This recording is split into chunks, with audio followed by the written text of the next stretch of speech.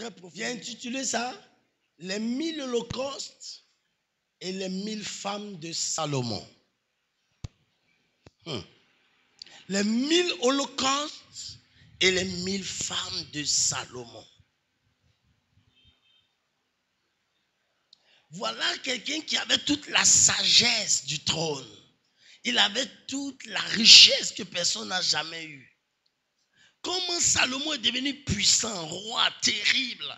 Et comment est-ce qu'il a offert à Dieu 1000 holocaustes et il est arrivé à régner? Et comment est-ce que Salomon, avec toute la gloire qu'il avait, il a épousé 1000 femmes? Qu'est-ce que cela signifie? Comme un homme, vous croyez que le diable est bête? Il a donné à Dieu 1000 holocaustes, le diable a offert 1000 femmes.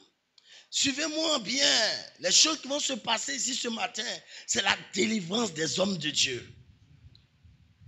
Et nous allons voir ensemble que chaque femme représente un esprit comme un taureau des ténèbres qui vient pour renverser chaque autel de Salomon.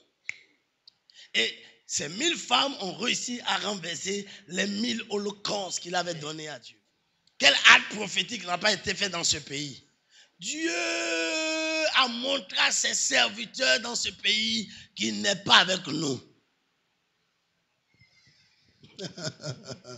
Parce que ma Bible dit, la prière fervente du juste a une grande efficacité. C'est que nous n'étions pas des justes. Qu'est-ce qui s'est passé?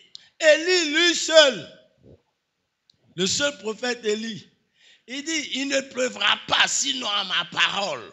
Et puis il ne pleut pas.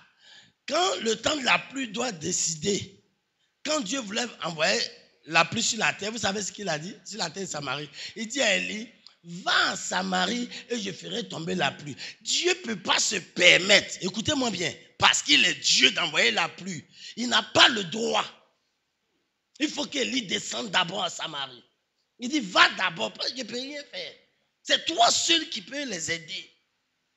Pourtant, il a créé les cieux, il a créé la terre, mais il est limité par un juste, par un vrai homme de Dieu, par un homme consacré.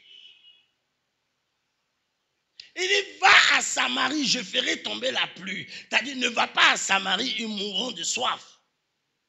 Donc, la pluie de Samarie dépendait d'Élie. La pluie qu'Israël soupirait d'avoir pendant plus de 3 ans, 6 mois, venait d'Élie. Comment Dieu voit la sécheresse, les pleurs de son peuple? Et puis il dit à Élie, va d'abord en Samarie. Maintenant, il y a combien de lits dans ce pays pour que nous nous élevons tout esprit de guerre? Qui n'a pas prié contre la guerre ici? C'est parce qu'entre nous, là, il n'y a pas de saints. Dieu n'a pas vu de justes. On est tous des bandits et des menteurs. Parce que comme un seul, comme Élie, il peut arrêter la pluie. Et puis nous sommes combien de pasteurs dans ce pays? On veut se vanter de quoi? Qu'on est spirituel, on est des hommes de Dieu, on a des églises. C'est nous qui acceptons notre propre jugement. On se mire très mal. Mais je vais vous donner un miroir dans lequel vous allez voir ce matin. Salomon n'est pas devenu un roi ordinaire, mes bien-aimés. Le règne de Salomon était un règne invincible. C'était un règne imbattable, un règne solide. La Bible dit, Dieu n'a pas dit affermi, il dit très affermi. Donc, quand Dieu t'appelle, il peut te mettre sur un fondement éternel qu'on ne peut pas te branler. La Bible dit que le règne de Salomon était très affermi, très solide, très enfoncé dans le sol, dans le cœur de Dieu. Mais si son règne est très affermi, qui peut le renverser? Personne. Donc, je vais d'abord vous dire que quand Dieu vous appelle, mes bien-aimés, en tant que pasteur, docteur, prophète, évangéliste, bishop, en tant que révérend, il sécurise ton appel. Est-ce que tu as entendu ce que j'ai dit? Dieu ne peut pas t'appeler pour que tu tombes. Donc, quand il t'appelle, il sécurise, il affermit. Il y a un verset même, il dit, confiez-vous en l'Éternel, votre Dieu, et vous serez affermi. Donc, il affermit ton trône, ton appel. Dieu ne peut pas t'appeler pour que demain tu aies honte. Non. Donc, il protège ton appel. Il sécurise ton trône. Même la mort l'a vomi le 3e jour. Donc, il est quelqu'un de très affermi. Toi, tu es dans sa main. Il dit, personne ne peut le ravir de ma main. Donc, ta vie là, ce n'est pas une vie comme ça. C'est là, je vais être pasteur, je vais être prophète. Dieu m'a appelé. Les gens croient que c'est du jeu. Tu es un danger pour l'enfer. Tu es un homme puissant, terrible. C'est pas parce que tu marches à pied, que tu n'as pas à manger, que les gens vont se foutre de toi. Élie n'avait pas de voiture, hein, mais il peut dépasser les chars à Dakar. Donc, dans cet effet d'appel-là, qu'on te respecte, si même tu n'as qu'un seul habit, il n'avait qu'une ceinture de cul au rein. Mais c'était un homme qui peut faire tomber le feu. Dans son église, il n'y avait personne qu'une veuve avec un petit de l'école de dimanche. Mais cet homme-là, il peut faire cracher le feu, il peut faire tomber le feu. Il était un homme puissant. Donc, quand quelqu'un dit « je suis appelé », ne le jugez pas à la légère. C'est un homme qui fait peur aux ténèbres. C'est une personne que Dieu respecte. J'étais allé à Abuja. Un pasteur m'a dit « ah, voici notre petite église. On fait des efforts, mais on ne dépasse même pas 200. » Et puis il lui a dit « pasteur, on dirait que tu lis mal ta Bible. » Là, dans ma Bible, il dit il y a des chefs de 1000, chefs de 100, chefs de 50 et chefs de 10. Nous tous, on est chefs.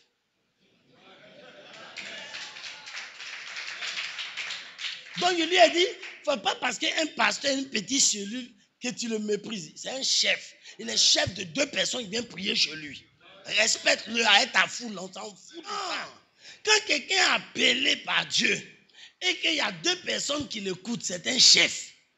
Donc, il faut le respecter en tant que... Lorsque Dieu vous appelle, quelle que soit votre puissance, votre réussite dépendra de votre mariage. Ce que tu vas devenir là, c'est dans ton mariage que ça se trouve. Donc, Salomon a mis à la fondation de son règne, qui était très affermi, la fille du roi d'Égypte. Et à partir de là, on dit, il l'a épousée et il l'a amenée à Jérusalem dans la cité de David, donc dans la cité de Dieu. Il allait prendre la fille des parents.